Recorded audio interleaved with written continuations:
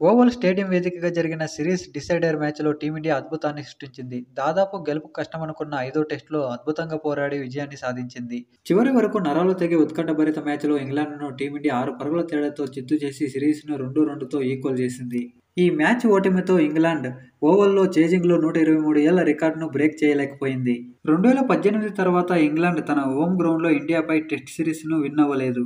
అంతేకాకుండా 6 పరుగుల తేడాతో గెలిచిన టీమిండియా టెస్ట్ క్రికెట్ చరిత్రలోనే అత్యంత స్వల్ప తేడాతో విజయం సాధించిన జట్టుగా రికార్డు సృష్టించింది. టీమిండియా తక్కువ పరుగుల తేడాతో విజయం సాధించడం కొత్తేమీ కాదు. గతంలో కూడా భారత్ కొన్ని ఉత్కంఠభరితమైన మ్యాచ్లను ఈ విధంగా గెలుచుకుంది. ఇంతకుముందు 2004లో ఆస్ట్రేలియా మీద 13 పరుగుల తేడాతో విజయం సాధించింది. అలాగే 1972లో ఇంగ్లాండ్ మీద టీమిండియా 28 పరుగుల తేడాతో విజయం సాధించింది. ఇలా కొన్ని విజయాలు అత్యల్ప స్కోరుకే విజయాలు సాధించింది.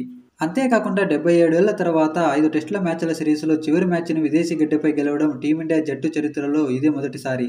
అంతకుముందు విదేశాల్లో భారత్ 16 సార్లు 5 టెస్టుల మ్యాచ్ల సిరీస్‌ను ఆడింది.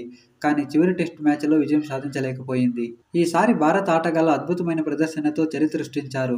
ఈ మ్యాచ్‌లో టీమిండియా బౌలర్లు అండ్ బ్యాట్స్‌మెన్ల మధ్య అద్భుతమైన కోఆర్డినేషన్ కనిపించింది. ముఖ్యంగా ఈ ఓవల్ టెస్ట్‌లో టీమిండియా విక్టరీ సాధించడంలో మహమ్మద్ సిరాజ్ ఇంపార్టెంట్ కీ రోల్‌ని పోషించాడు. ఇంగ్లాండ్ పిచ్లపై అదే పేస్‌తో ఇంగ్లాండ్ బ్యాటర్లని వణికించాడు.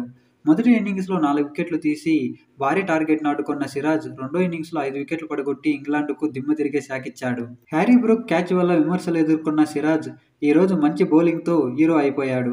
ఈ మ్యాచ్‌లో 5 వికెట్లు పడగొట్టి player of the match award అందుకున్న మహమ్మద్ సిరాజ్ ఇంగ్లాండ్‌లో టెస్ట్ సిరీస్‌లో ఎక్కువ వికెట్లు తీసుకున్న భారత బౌలర్‌గా జస్ప్రీత్ బుమ్రా సరసన చేరాడు.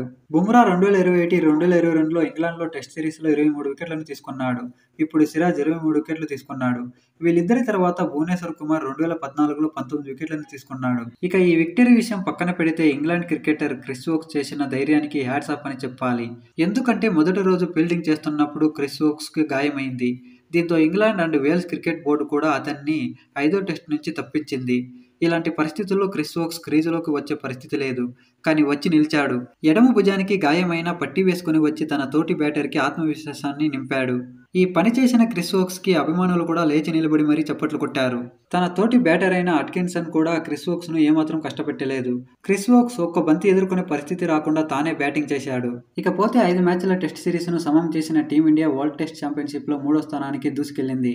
5 మ్యాచ్ల్లో 2 విజయాలతో 28 పాయింట్లతో 46.66% సాధించింది. మరోవైపు ఇంగ్లాండ్ 26 పాయింట్లతో 43.33%తో 4వ స్థానానికి పడిపోయింది. ఇండియాతో లార్డ్స్ వేదికగా ముగిసిన 3వ టెస్టులో స్లో ఓవర్ రేట్ కారణంగా ఇంగ్లాండ్‌కు 2025-2027 స్టాండింగ్స్‌లో 2 ఐసీసీ ప్రపంచ టెస్ట్ ఛాంపియన్‌షిప్ పాయింట్లను ఇంగ్లాండ్ కోల్పోయింది. డబ్ల్యూటీసీ రూల్స్‌లో భాగంగా ఆర్టికల్ 16.11.2 ప్రకారం ఒక జట్టుకు ప్రతి తక్కువ ఓవర్‌కు 1 పాయింట్ జరిమానా విధించబడుతుంది. భారత్ తమ తర్వాతి టెస్ట్ మ్యాచ్‌ను అక్టోబర్ 2 నుంచి వెస్టిండీస్‌పై ఆడనుంది. చివరిగా ఒక చిన్న రిక్వెస్ట్, మీకు గనక ఈ వీడియో నచ్చితే లైక్ చేయండి. అలాగే మరిన్ని క్రికెట్ అప్డేట్ కోసం మీరు ఈ ఛానల్‌ని సబ్స్క్రైబ్ చేసుకోండి.